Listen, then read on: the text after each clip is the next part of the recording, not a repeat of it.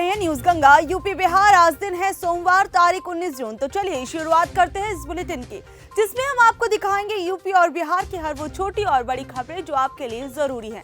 तो चलिए शुरुआत करते हैं इस बुलेटिन की। पटना में राहुल गांधी का होगा रोड शो। 23 जून के बाद नीतीश कैबिनेट का होगा विस्तार।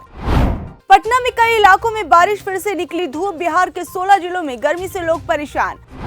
रविवार दोपहर राजधानी के गर्दनीबाग इलाके में हल्की बारिश हुई। वहीं बेली रोड, राजीव नगर समेत कई इलाकों में बूंदाबांदी भी हुई है। भीषण गर्मी को देखते हुए डीएम का बड़ा फैसला, पटना के सभी स्कूल 24 जून तक बंद। यूपी बिहार बॉर्डर पर शराब तस्कर गिरफ्तार। अब मंत्री तेज प्रताप यादव के साथ तस्वीर हो रही वायरल। गोलू नाम के शख्स की तस्वीर मंत्री तेज प्रताप यादव के साथ वायरल हो रही है। स्थानीय लोगों का कहना है कि गोलू कुमार मंत्री तेज प्रताप यादव का काफी करीबी है। पटना के वीआईपी इलाके में दिन दहाड़े घर में घुसकर लूटपाट, सारा सामान ले गए लुटेरे, महिला हुई घायल। कुशेश्वर स्थान पूर्वी में बाढ़ ने दी दस्तक। चचरी पुल बहने से 3 पंचायतों की आबादी प्रभावित, आवागमन हुआ ठप। प्रदेश के तापमान में लगातार बढ़ोतरी देखी जा रही है। वहीं दूसरी तरफ नेपाल की तराई में हुई बारिश ने शनिवार को कोसी नदी का जलस्तर बढ़ा दिया। इस वजह से कुशेश्वर स्थान पूर्वी प्रखंड के उजुआ कोला घाट के आसपास 50 मीटर की दूरी पर बना चचरी पुल पानी में बह गया। बालू माफियाओं के बीच भिड़ंत, गंगा नदी किनारे 70 नाव बुलडोजर में लगाई गई आग। 2 बालू माफिया आपस में किसी बात को लेकर उलझ गए। सूचना मिलने के बाद पटना, भोजपुर और सारण की पुलिस मौके पर पहुंची। तभी बालू माफिया वहां से फरार हो गए। एसएसबी का फॉर्म भरने के लिए घर से निकला छात्र हुआ गायब। पुलिस मामले की जांच में जुटी। मेहनगर थाना प्रभारी अजीत कुमार श्रीवास्तव ने बताया कि छात्र के गायब होने पर उसके परिजनों ने प्राथमिकी दर्ज कराई है। उसमें गांव के ही 6 लोगों को नामजद किया गया है। घटना की जांच की जा रही है। छात्र के मोबाइल लोकेशन और सीडीआर निकाली जा रही है। एग्जामिनेशन बोर्ड के नेशनल कॉन्क्लेव का समापन। आनंद किशोर बोले, बीएसईबी को राष्ट्रीय स्तर पर पहचान मिली। जल संरक्षण एवं प्रबंधन के क्षेत्र में बिहार को मिला प्रतिष्ठित सम्मान। चतुर्थ राष्ट्रीय जल पुरस्कार में सर्वश्रेष्ठ राज्यों की श्रेणी में बिहार को तृतीय पुरस्कार प्राप्त हुआ। नई दिल्ली के विज्ञान भवन में राष्ट्रीय जल पुरस्कार समारोह आयोजित किया गया। उसमें उपराष्ट्रपति जगदीप धनखड़ ने बिहार को सम्मानित किया। जीतन राम मांझी की पार्टी की पटना में होने वाली बैठक 19 जून तक के लिए टली। आगे की रणनीति पर होगा मंथन। जीतन राम मांझी की पार्टी नीतीश मंत्रिमंडल से बाहर हो चुकी है। इसके बाद लोकसभा चुनाव 2024 को लेकर रणनीति पर हम एस पार्टी बैठक करने जा रही है। जौनपुर में पुलिस मुठभेड़ में 25,000 का इनामी समेत 5 तस्कर गिरफ्तार। गोली लगने से एक हुआ घायल। रजिस्टर्ड इंजीनियर और सर्वेयर से बनाए अपने मकान का नक्शा। बिहार में 1341 के पास ही है लाइसेंस। सम्राट चौधरी ने विपक्षी दलों पर कसा तंज। कहा, सभी विपक्षी दल के नेताओं को प्रधानमंत्री ही बनना है। ये लोग सपना देखकर काम कर रहे हैं। 3-3 महीने में प्रधानमंत्री बनने की इच्छा से एकजुट हो रहे हैं। बीजेपी के राष्ट्रीय अध्यक्ष जेपी नड्डा और गृह मंत्री अमित शाह के कार्यक्रम पर उन्होंने कहा कि महासंपर्क अभियान के तहत कई कार्यक्रम बिहार में चल रहे हैं। बीजेपी पूरे बिहार भर में लोगों के बीच इस भीषण गर्मी में नरेंद्र मोदी के 9 साल के कार्यकाल की जानकारी दे रही है। अजीत डोभाल के बयान पर विजय चौधरी ने दी प्रतिक्रिया। कहा, ये तो बीजेपी का हिडन एजेंडा। राष्ट्रीय सुरक्षा सलाहकार अजीत डोभाल के महात्मा गांधी पर दिए गए बयान पर जेडीयू नेता विजय चौधरी ने बीजेपी को आड़े हाथों लिया। उन्होंने इसे दुर्भावनापूर्ण बताया।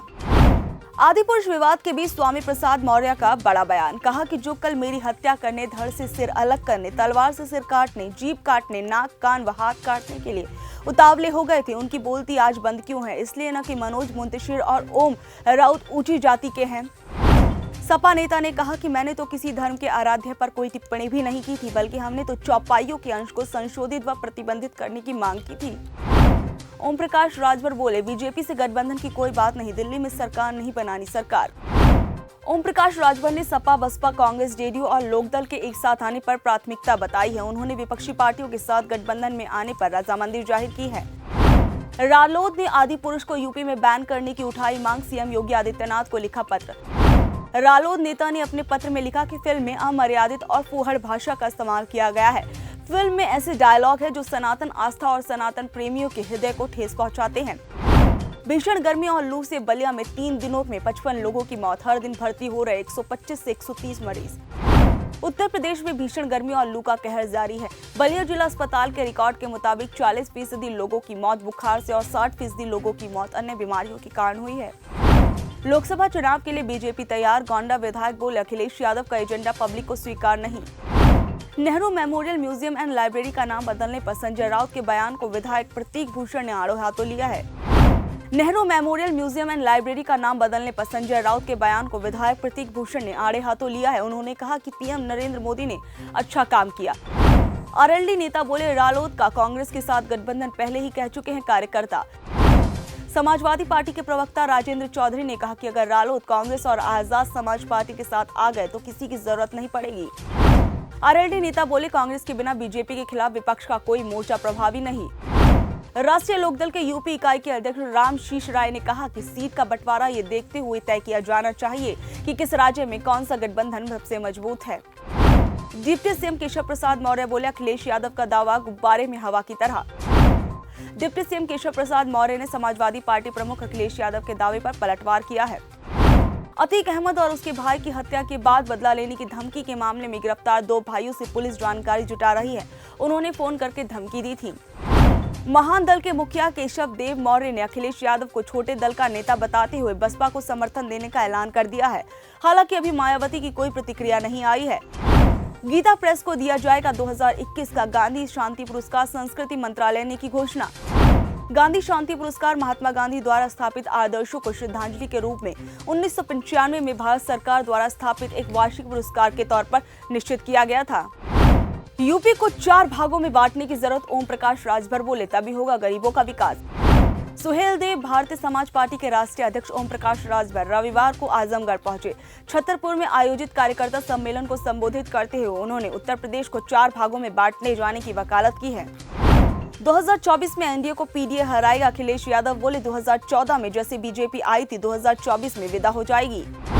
सपा अध्यक्ष अखिलेश यादव ने कहा कि यूपी में बीजेपी को हराने के लिए विपक्षी दल बड़ा दल दिखाएगा। उन्होंने निजी क्षेत्रों में भी आरक्षण की मांग की है। पत्रकार की सुरक्षा हटाने के मामले में डीएम बस्ती को हाईकोर्ट ने जारी किया अवमानना नोटिस। यूपी बिहार की ऐसी लेटेस्ट अपडेट से जुड़े रहने के लिए देखते रहिए न्यूज़ गंगा यूपी बिहार।